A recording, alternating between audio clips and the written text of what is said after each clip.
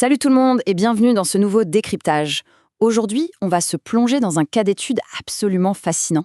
La campagne de Zoran Mamdani en 2020 à New York. Franchement, c'est une véritable masterclass d'organisation de terrain. Allez, on regarde tout de suite comment ils ont fait. Alors, regardez bien ce chiffre. 1%. Juste 1%. En janvier 2020, c'est littéralement le point de départ de cette campagne.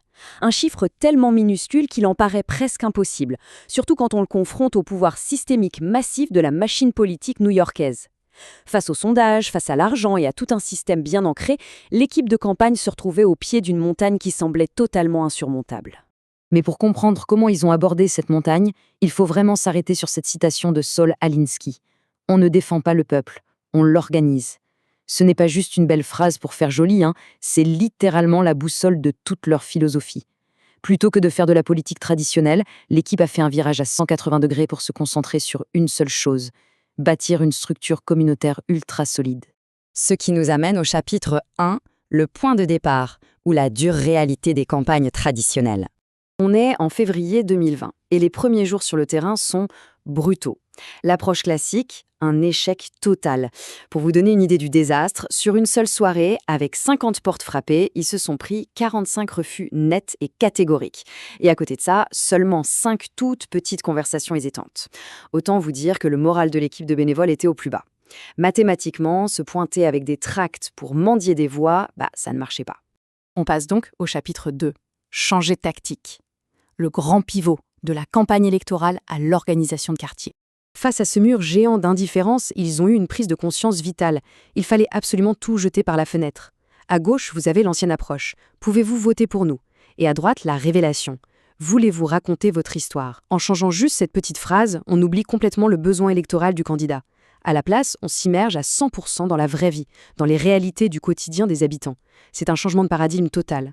Et ces histoires, croyez-moi, elles pèsent lourd. Regardez les données qu'ils ont récoltées.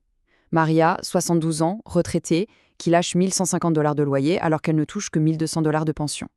David, un livreur qui dépense $800 en frais de garde tout en bossant de 5h du matin à 21h. Et Laila, une maman solo qui se retrouve sur une liste d'attente de 18 mois pour une place en crèche. C'est du concret, c'est douloureux, mais c'est exactement avec cette matière première brute que la campagne a pu créer des liens authentiques. Chapitre 3. L'action collective. Et ce qu'ils ont appelé les assemblées de l'espoir, à Astoria. On avance jusqu'en mars 2020. Fini de souffrir chacun de son côté en silence. Les gens commencent à se réunir, sans chichi, dans le sous-sol d'une église locale. Et là, l'équipe met en place une stratégie hyper précise pour aider Maria face à son agence immobilière, Lux Living Realty. Les étapes sont simples mais puissantes. 1. Rédiger une lettre collective. 2. Récolter les signatures de tous les voyants. Et 3. Débarquer en groupe à l'agence. Le but, c'était vraiment de transformer une douleur partagée en une action collective immédiate. Et devinez quoi? Le résultat était hyper concret, un gel de loyer d'1 an pour Maria. Alors c'est sûr, à l'échelle d'une immense ville comme New York, ça a l'air de rien.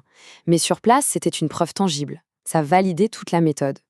Et grâce au bouche à oreille naturel des habitants, le réseau s'est étendu à une vitesse folle. Un vrai petit contre-pouvoir hyper localisé et incroyablement loyal venait de prendre racine. Et voyons comment ça se structure à partir de là. Ils en ont tiré une formule magique en 4 étapes immuables. 1. Le porte-à-porte. 2. L'écoute active. 3. L'assemblée. Et 4. L'action collective. C'est littéralement devenu le moteur universel de leur croissance. Une mécanique reproductible parfaite pour identifier les leaders naturels d'un quartier et tisser une toile d'alliance invisible de l'extérieur, mais solide comme du roc. Chapitre 4. Face à la tempête. Ou comment naviguer quand la presse s'en mêle. Arrive le mois de mai, et là, ça se corse. La presse locale lance une contre-attaque et commence à dépeindre ce mouvement citoyen comme un groupe d'extrémistes voulant détruire l'économie d'Astoria. Le truc, c'est qu'à ce moment précis, les sondages ne les montrent qu'à 15%. Alors oui, 15, c'est beaucoup mieux que le 1% du départ, mais face à cette avalanche de critiques, on ne va pas se mentir, le doute s'installe sérieusement au quartier général. Mais la réaction de la campagne a été d'une lucidité redoutable.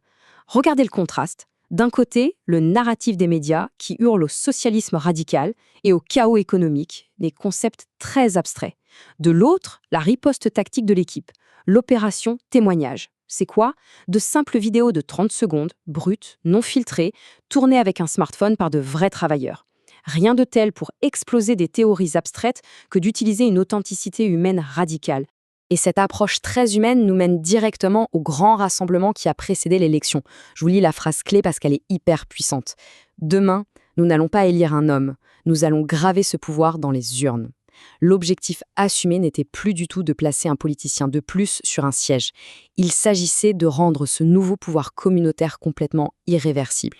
L'organisation elle-même devenait la vraie victoire.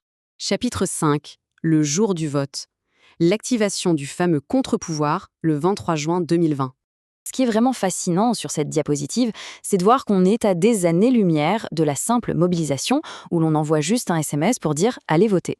Non, c'est l'activation délibérée d'un réseau de solidarité. Des voisins qui s'organisent pour faire du covoiturage, la communauté qui prend en charge la garde des enfants jusqu'à 20h, des escortes pour accompagner les parents isolés.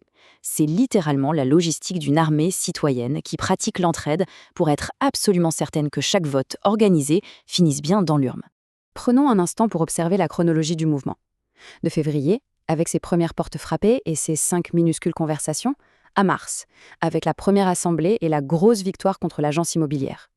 Puis mai, où l'opération témoignage neutralise les médias, pour finir par l'activation totale du réseau le 23 juin.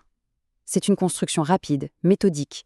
Elle trace une ligne directe de l'anonymat le plus total jusqu'à la fermeture des bureaux de vote.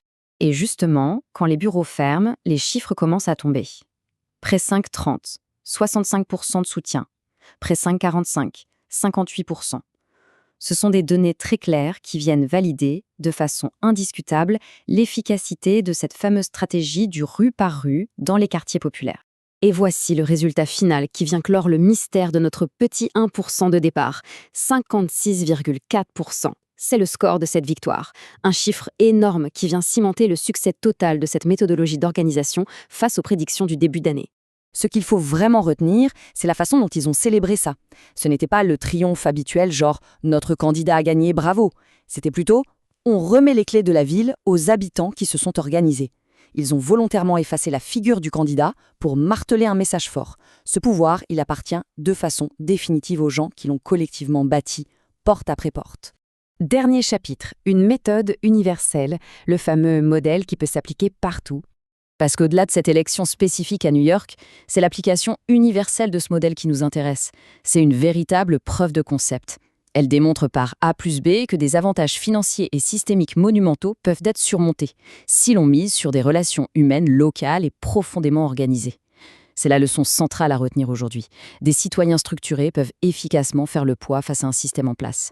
C'est l'essence même d'un contre-pouvoir. Pour conclure, je vous laisse avec cette question super provocatrice tirée directement de notre source. Si cela a fonctionné au cœur du système, pourquoi pas ici? C'est une question qui bouscule, non? Qu'on parle d'organisation locale ou de dynamique sociale en général, ça pousse à s'imaginer ce que des relations humaines authentiques et bien coordonnées pourraient accomplir là, tout de suite, dans vos propres lieux de vie. Gardez bien cette réflexion à l'esprit. Merci beaucoup d'avoir suivi cette analyse avec nous aujourd'hui et à très bientôt pour un nouveau décryptage.